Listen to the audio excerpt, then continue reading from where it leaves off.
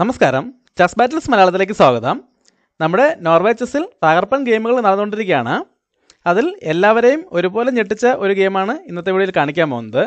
ടൂർണമെൻറ്റിൻ്റെ 6ാം റൗണ്ടിൽ മുൻ ലോക ചാമ്പ്യൻ മാഗ്നസ് കാൾസനും നിലവിലെ ലോക ചാമ്പ്യൻ ഡിംഗ്ലറിനും തമ്മിലായിരുന്ന മത്സരം. എല്ലാവർക്കും അറിയുന്നത് പോലെ തന്നെ ഇനി ലോക ചാമ്പ്യനാവാൻ താല്പര്യമില്ല എന്ന് പറഞ്ഞ് ക്ലാസിക്കൽ വേൾഡ് ചാമ്പ്യൻഷിപ്പിൽ നിന്നും കാൾസൺ മാറി നിൽക്കുന്നുണ്ടെങ്കിലും മറ്റു ഫോർമാറ്റുകളിൽ ഇപ്പോഴും കാൾസൺ തന്നെയാണ് വേൾഡ് ചാമ്പ്യൻ. അതുകൊണ്ട് തന്നെ ഇത് 2 ലോക ചാമ്പ്യന്മാരുടെ മത്സരമായിട്ട് തന്നെ കണക്കാക്കാം. ഈ ഗെയിമിൽ കാൾസൺ വൈറ്റ് സൈഡും ഡിംഗ്ലറിൻ ബ്ലാക്ക് സൈഡുമാണ് കളിക്കുന്നത്. കാൾസൺ നൈറ്റിനെ F3ലേക്ക് ഡെവലപ്പ് ചെയ്തുകൊണ്ടാണ് ഗെയിം സ്റ്റാർട്ട് ചെയ്യുന്നത്. ഇത് റെഡി ഓപ്പണിംഗ് ആണ്. ബ്ലാക്കിനിവിടെ പല രീതിയിൽ പ്രതികരിക്കാം.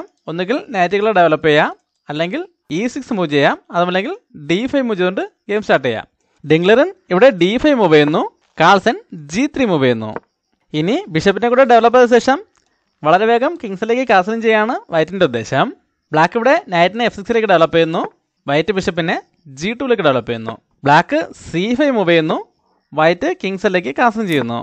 ഇവിടെ ബ്ലാക്ക് E6 മൂവ് ചെയ്യുന്നു, വൈറ്റ് C4 മൂവ് ചെയ്തുകൊണ്ട് ഒരു പോൺ എക്സ്ചേഞ്ച് ഓഫർ ചെയ്യുന്നു. ബ്ലാക്ക് ഇപ്പോൾ അത് അക്സെപ്റ്റ് ചെയ്യുകയാണെങ്കിൽ വൈറ്റിന് ഇവിടെ ഒരുപാട് ഓപ്ഷൻസ് ഉണ്ട്. ഒന്നുകിൽ നൈറ്റിനെ E3ലേക്ക് ഡെവലപ്പ് ചെയ്തുകൊണ്ട് ആ പോണിനെ അറ്റാക്ക് ചെയ്യാം, അല്ലെങ്കിൽ അടുത്ത നൈറ്റിനെ E5ലേക്ക് കൊണ്ടുവന്ന് ആ പോണിന് അറ്റാക്ക് കൊണ്ടുവരാം. അതുമല്ലെങ്കിൽ ക്വീൻ ഉപയോഗിച്ച് ഇങ്ങനെ ഒരു ഫോർക്കും ചെക്ക് കൊടുത്തുകൊണ്ട് ആ നഷ്ടപ്പെട്ട പോണിനെ തിരിച്ചെടുക്കാം. എന്നാൽ ബ്ലാക്ക് ഇവിടെ ആ ഓഫർ അക്സെപ്റ്റ് ചെയ്യുന്നില്ല, പകരം D4 മൂവ് ചെയ്യുന്നു. ഇവിടെ കാൾസൺ വീണ്ടും ഒരു പോൺ എക്സ്ചേഞ്ച് ഓഫർ ചെയ്യാണ്. E3 മൂവ് ചെയ്തുകൊണ്ട് ആ പോണിനെ വീണ്ടും അറ്റാക്ക് ചെയ്യുന്നു. ബ്ലാക്ക് ഇപ്പോൾ ആ എക്സ്ചേഞ്ച് ഓഫർ അക്സെപ്റ്റ് ചെയ്യുകയാണെങ്കിൽ വൈറ്റ് D പോൺ ഉപയോഗിച്ച് തിരിച്ചോട്ടുകയും ഇവിടെ വേഗത്തിൽ ഒരു ക്വീൻ എക്സ്ചേഞ്ചിനുള്ള സാധ്യതയുണ്ട്. അതുകൊണ്ട് തന്നെ ബ്ലാക്ക് ഇപ്പോഴും ആ എക്സ്ചേഞ്ച് ഓഫർ അക്സെപ്റ്റ് ചെയ്യുന്നില്ല, പകരം നൈറ്റിനെ C6ലേക്ക് ഡെവലപ്പ് ചെയ്തുകൊണ്ട് ആ പോണിന് ഒരു സപ്പോർട്ട് കൊടുക്കുന്നു. ഈ സമയത്ത് കാൾസൺ ഒരു എക്സ്ചേഞ്ചിലേക്ക് പോയാണ്. പോൺ ഉപയോഗിച്ച് പോൺ ഇട്ടുന്നു, ബ്ലാക്ക് പോൺ ഉപയോഗിച്ച് തിരിച്ചു കിട്ടുന്നു. ഇവിടെ കാൾസൺ D3 മൂവ് ചെയ്തുകൊണ്ട് C4ലെ പോണിന് ഒരു സപ്പോർട്ട് കൊടുക്കുന്നതോടൊപ്പം ബിഷപ്പിൻ്റെ ഡയഗണൽ ഓപ്പൺ ചെയ്യുന്നു. ബ്ലാക്ക് ബിഷപ്പിനെ D6ലേക്ക് ഡെവലപ്പ് ചെയ്യുന്നു. ഇവിടെ ഇപ്പോൾ ബിഷപ്പിനെ ഡെവലപ്പ് ചെയ്തുകൊണ്ട് ബ്ലാക്കിനെ നൈറ്റിനെ പിൻ ചെയ്ത് കളിക്കുന്നതാണ് മെയിൻ മൂവ്. എന്നാൽ കാൾസൺ ഇപ്പോൾ ആ ബിഷപ്പിനെ ഡെവലപ്പ് ചെയ്യുന്നില്ല, പകരം നൈറ്റിനെ ഡെവലപ്പ് ചെയ്യാണ്. നൈറ്റിനെ D2ലേക്ക് ഡെവലപ്പ് ചെയ്യുന്നു. ഈ സമയത്ത് ബ്ലാക്ക് കാസലിംഗ് ചെയ്യുന്നു, വൈറ്റ് നൈറ്റിനെ G5ലേക്ക് കൊണ്ടുവരുന്നു.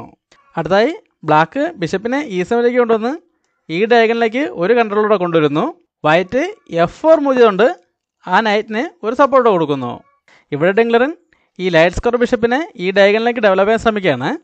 അതിനായിട്ട് ആദ്യം റൂക്കിനെ B8ലേക്ക് കൊണ്ടുവരുന്നു, വൈറ്റ് ക്വീനിനെ E2ലേക്ക് ഡെവലപ്പ് ചെയ്യുന്നു.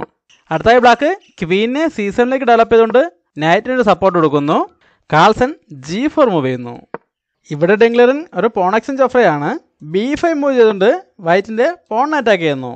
വൈറ്റ് ഇപ്പോൾ അത് അക്സെപ്റ്റ് ചെയ്യുകയാണെങ്കിൽ ബ്ലാക്കിന് റൂക്ക് ഉപയോഗിച്ച് തിരിച്ചുവിട്ടിക്കൊണ്ട് റൂക്കിനെ സെൻറ്ററിലേക്ക് കൊണ്ടുവരാം. അതുകൊണ്ട് തന്നെ കാൾസൺ ഇപ്പോൾ അത് അക്സെപ്റ്റ് ചെയ്യുന്നില്ല, പകരം B3 മൂവ് ചെയ്തുകൊണ്ട് ആ പോണിന് ഒരു സപ്പോർട്ട് കൊടുക്കുന്നു. ഇവിടെ ഡിംഗ്ലറിൻ ഒരു എക്സ്ചേഞ്ചിലേക്ക് തന്നെ പോവുകയാണ്. പോൺ ഉപയോഗിച്ച് പോൺ ഇട്ടുന്നു, വൈറ്റ് പോൺ ഉപയോഗിച്ച് തിരിച്ചു കിട്ടുന്നു. ഇതോടെ ഇപ്പോൾ B5 ഓപ്പൺ ആയിരിക്കുകയാണ്. ബ്ലാക്ക് ഇപ്പോൾ ഈ ബിഷപ്പിനെ B7ലേക്ക് ഡെവലപ്പ് ചെയ്യുകയാണെങ്കിൽ ബ്ലാക്കിന് ഈ B5ലേക്കുള്ള കൺട്രോൾ നഷ്ടപ്പെടും. അതുകൊണ്ട് ബ്ലാക്ക് ആദ്യം റൂക്കിനെ B6ലേക്ക് മൂവ് ചെയ്യുന്നു. ഈ സമയത്ത് കാൾസൺ നൈറ്റിനെ E4ലേക്ക് മൂവ് ചെയ്തുകൊണ്ട് ഒരു നൈറ്റ് എക്സ്ചേഞ്ച് ഓഫർ ചെയ്യുന്നു. ബ്ലാക്ക് അത് അക്സെപ്റ്റ് ചെയ്യാണ്. നൈറ്റ് ഉപയോഗിച്ച് നൈറ്റിനെ കിട്ടുന്നു, വൈറ്റ് നൈറ്റ് ഉപയോഗിച്ച് തിരിച്ചു കിട്ടുന്നു.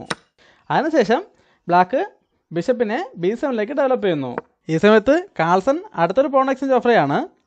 F5 മൂവ് ചെയ്തുകൊണ്ട് E6ലെ പോണിനെ അറ്റാക്ക് ചെയ്യുന്നു. ബ്ലാക്ക് അത് അക്സെപ്റ്റ് ചെയ്യാണ്. പോൺ ഉപയോഗിച്ച് പോൺ ഇട്ടുന്നു, വൈറ്റ് പോൺ ഉപയോഗിച്ച് തിരിച്ചു കിട്ടുന്നു. അടുത്തതായി ബ്ലാക്ക് നൈറ്റിനെ E5ലേക്ക് മൂവ് ചെയ്തുകൊണ്ട് ഈ ബിഷപ്പിൻ്റെ ഡയഗണൽ ഓപ്പൺ ചെയ്യുന്നു. വൈറ്റ് ബിഷപ്പിനെ F4ലേക്ക് ഡെവലപ്പ് ചെയ്തുകൊണ്ട് ആ നൈറ്റിനെ പിൻ ചെയ്യുന്നു. ഇപ്പോൾ വൈറ്റിൻ്റെ നൈറ്റിനെ D6ലേക്ക് കൺട്രോൾ ഉള്ളതുകൊണ്ട് ബിഷപ്പ് വെച്ച് ആ നൈറ്റിനെ സപ്പോർട്ട് ചെയ്യാൻ പറ്റില്ല. അതുകൊണ്ട് ബ്ലാക്ക് F6 മൂവ് ചെയ്തുകൊണ്ട് ആ നൈറ്റിന് ഒരു സപ്പോർട്ട് കൊടുക്കുന്നു. അടുത്തായി E5ലേക്കുള്ള അറ്റാക്ക് സ്ട്രോങ് ആക്കുന്നതിനായിട്ട് കാൾസൺ റൂക്കിനെ കൂടെ കൊണ്ടുവരികയാണ്. റൂക്കിനെ E1ലേക്ക് കൊണ്ടുവരുന്നു. ഈ സമയത്ത് ഡിംഗ്ലറിൻ ഒരു എക്സ്ചേഞ്ചിലേക്ക് പോയാണ്.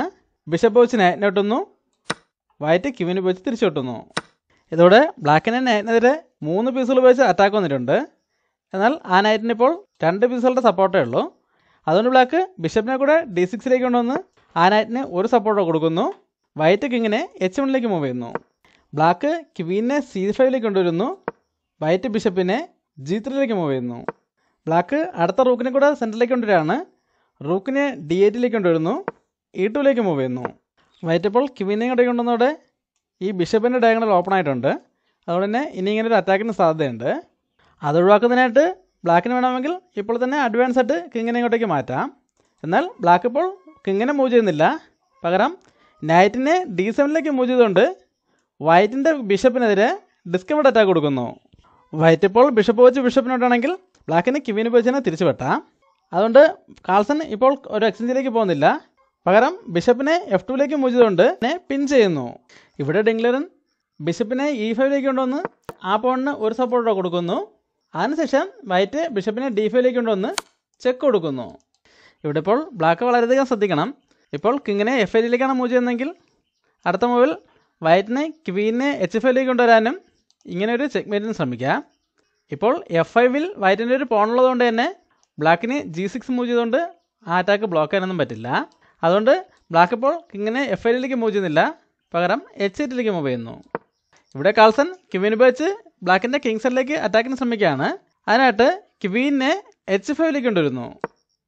ഇനി വൈറ്റിൻ്റെ ക്വീൻ F7ലേക്ക് വരാൻ സാധ്യതയുണ്ട്. അത് തടയുന്നതിനായിട്ട് ബ്ലാക്ക് വളരെ വേഗം ക്വീനെ തിരിച്ചു കൊണ്ടുപോയാണ്. ക്വീനെ F8ലേക്ക് തന്നെ തിരിച്ചു കൊണ്ടുപോയി F7 സ്ക്വയർ കൺട്രോൾ ചെയ്യുന്നു. ഇതാണ് ഗെയിമിലെ ഏറ്റവും പ്രധാനപ്പെട്ട ഭാഗം. ഇപ്പോൾ വൈറ്റിന് ചെറിയൊരു അഡ്വാൻറ്റേജ് ഉണ്ടെങ്കിലും രണ്ടുപേരും ഏകദേശം തുല്യമായിട്ടാണ് കളിച്ചുകൊണ്ടിരിക്കുന്നത്. ശരിക്കും ഇനിയുള്ള മൂവുകൾ കാണിക്കുക മാത്രമായിരുന്നു ഈ വീഡിയോയുടെ ഉദ്ദേശം. അതുകൊണ്ടാണ് മറ്റ് മൂവുകൾ വളരെ വേഗത്തിൽ പറഞ്ഞു പോയത്. ഇനി ഗെയിമിൽ എന്താണ് സംഭവിക്കുന്നത് നോക്കാം. ഇവിടെ ഇപ്പോൾ C5 ഉണ്ടായിരുന്ന ബ്ലാക്കിൻ്റെ ക്വീൻ F8ലേക്ക് മാറിയിരിക്കുകയാണ്.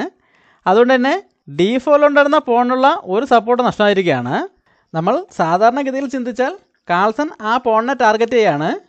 ആ പോണിനെതിരെ ഒരു അറ്റാക്ക് കൊണ്ടുവരുന്നതിന് വേണ്ടിയിട്ട് റൂക്കിനെ E4ലേക്ക് കൊണ്ടുവരുന്നു. ഇതോടെ ആ പോണിനെതിരെ 2 പീസുകൾ വെച്ച് അറ്റാക്ക് വന്നിട്ടുണ്ട്. ഇപ്പോൾ സൂചിപ്പിച്ചതുപോലെ ഒരു സാധാരണ പ്ലെയർ ചിന്തിക്കുന്നത് എങ്ങനെയായിരിക്കും. എന്നാൽ കുറച്ചുകൂടെ അഡ്വാൻസ്ഡ് ആയിട്ടുള്ള ഒരു പ്ലെയർ അല്ലെങ്കിൽ ഡിംഗ്ലറിനെ പോലെ ഒരു ലോക ചാമ്പ്യൻ ഒരിക്കലും അങ്ങനെ ചിന്തിക്കാൻ പാടില്ല. ശരിക്കും കാൾസൻ്റെ ഉദ്ദേശം ഡിംഗ്ലറിനെ ഇവിടെ മനസ്സിലാക്കേണ്ടതായിരുന്നു. എന്നാൽ ഡിംഗ്ലറനും ഇവിടെ ഒരു സാധാരണക്കാരനെ പോലെയാണ് ചിന്തിക്കുന്നത്. കാൾസൻ്റെ ലക്ഷ്യം ഈ D4ലെ പോണാണെന്ന് ഡിംഗ്ലറിനും ഇവിടെ തെറ്റിദ്ധരിക്കുകയാണ്. അതുകൊണ്ട് തന്നെ അദ്ദേഹം കാൾസനെ ട്രാപ്പ് ചെയ്യാൻ ശ്രമിക്കുകയാണ്. അതിനായിട്ട് ഇവിടെ ഒരു ഷോക്കിംഗ് മൂവാണ് ചെയ്യുന്നത്. റൂക്കിനെ B2ലേക്ക് കൊണ്ടുവരുന്നു. ഇത് എല്ലാവരെയും ഒരുപോലെ ഞെട്ടിക്കുന്നൊരു മൂവായിരുന്നു. കാരണം ഈ ഒരു പൊസിഷനിൽ ഒരു ലോക ചാമ്പ്യൻ്റെ ഭാഗത്ത് നിന്നും ഒരിക്കലും ഇങ്ങനൊരു മൂവ് വരാൻ പാടില്ലായിരുന്നു. ഇവിടെ ഡിംഗ്ലറൻ എന്താണ് ഉദ്ദേശിച്ചതെന്ന് നോക്കാം. വൈറ്റ് ഇപ്പോൾ ബിഷപ്പ് ഉപയോഗിച്ച് ഈ D4ലെ പോണിനെ ഇടുകയാണെങ്കിൽ റൂക്ക് ഉപയോഗിച്ച് H2ലെ പോണിനെ ഇട്ടതുകൊണ്ട് ഇങ്ങനൊരു ഫോർക്കിൻ ചെക്ക് കൊടുക്കുകയും വൈറ്റിൻ്റെ ക്വീനെ ട്രാപ്പ് ചെയ്യുകയായിരുന്നു ഇവിടെ ഡിംഗ്ലറിൻ്റെ ഉദ്ദേശം. എന്നാൽ കാൾസൻ്റെ അടുത്ത മൂവോടെ ഡിംഗ്ലറൻ തോൽവി സമ്മതിക്കുകയായിരുന്നു. പലർക്കും ഇപ്പോൾ തന്നെ ആ മൂവ് എന്താണെന്ന് മനസ്സിലായി കാണും. എന്നാൽ മനസ്സിലാവാത്തവർ ഈ വീഡിയോ പോസ്റ്റ് ചെയ്ത ശേഷം ആ മൂവ് കണ്ടുപിടിക്കാൻ ശ്രമിക്കുക. കാൾസൻ്റെ ആ മൂവ് വന്ന ശേഷമാണ് ഡിംഗ്ലറിന് മനസ്സിലാവുന്നത് കാൾസൺ ഇവിടെ ലക്ഷ്യം വെച്ചിരിക്കുന്നത് ഈ D4ലെ പോണിനെ അല്ല എന്ന്. കാൾസൻ്റെ അടുത്ത മൂവ് ഇതാണ്. കാൾസൺ ക്വീൻ ഉപയോഗിച്ച് H7ലെ പോണിനെ എടുത്തുകൊണ്ട് ക്വീനെ സാക്രിഫൈസ് ചെയ്യുന്നു. ഈ മൂവ് വന്നപ്പോൾ തന്നെ ഡിംഗ്ലറിൻ തോൽവി സമ്മതിക്കായിരുന്നു. കാരണം ഇവിടെ ഇപ്പോൾ വേറെ ഓപ്ഷനൊന്നുമില്ല. കിങ് ഉപയോഗിച്ച് ക്വീനെ വിട്ടെടുക്കേണ്ടി വരും.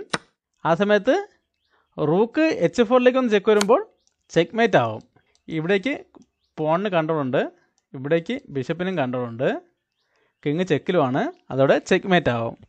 അതുവരെയും ഏകദേശം തുല്യമായിട്ട് കളിച്ചുകൊണ്ടിരുന്നവർ റൂക്ക് E4ലേക്ക് വന്നപ്പോൾ അത് ഈ D4ലെ പോണിനെ അറ്റാക്ക് ചെയ്യാൻ വേണ്ടിയാണെന്ന് ഡിംഗ്ലറിൻ തെറ്റിദ്ധരിച്ചതാണ് ഈ ഗെയിം വേഗത്തിൽ തോൽക്കാൻ കാരണമായത്.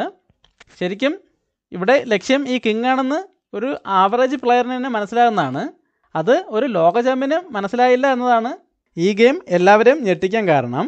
ഈ ഗെയിം ഇഷ്ടമായെങ്കിൽ ലൈക്ക് ചെയ്യുക, കമൻറ്റ് ചെയ്യുക, സബ്സ്ക്രൈബ് ചെയ്യുക. അടുത്തൊരു വീഡിയോ കാണാം. നന്ദി, നമസ്കാരം.